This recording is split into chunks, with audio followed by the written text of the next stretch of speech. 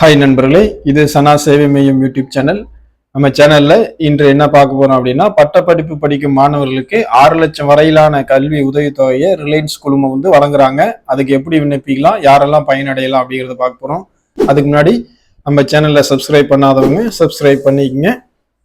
Reliance அறக்கட்டளை சார்பாக இந்தியாவில் இருக்கக்கூடிய பல்வேறு மாணவர்களுக்கு ரிலையன்ஸ் அறக்கட்டளை கல்விக்கான உதவித்தொகையை ஒவ்வொரு ஆண்டும் வழங்கிட்டு வராங்க.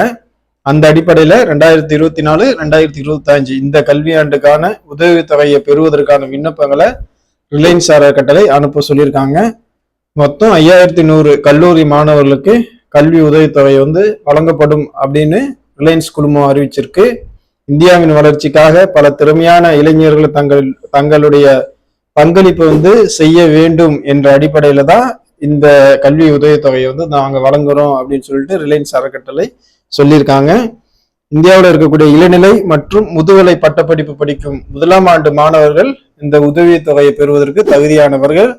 அதே போல பொருளாதாரத்துல பின்தங்கிய பல மாணவர்களை ரிலையன்ஸ் குழுமம் அறக்கட்டளை பல்வேறு கல்வி உதவித்தொகையை வழங்கியிருக்காங்க. அந்த அடிப்படையில பொருளாதாரத்துல பின்தங்கிய மாணவர்கள் இதுக்கு விண்ணப்பிச்சு நீங்க பயனடையலாம். 5000 இளங்கலை பட்டப்படிப்பு படிக்கும் மாணவர்களுக்கு அதிகபட்சமாக 2 லட்சம் வரை இவங்க கல்வி உதவித்தொகை கொடுக்குறாங்க. அதே போல பொறியியல் மற்றும் தொழில்நுட்ப படிப்பு படிக்கும் முதுகலை மாணவர்களுக்கு அதிகபட்சமா 6 லட்சம் வரையிலும் ரிலையன்ஸ் அறக்கட்டளை கல்வி உதவித்தொகையா வழங்கிட்டு வராங்க.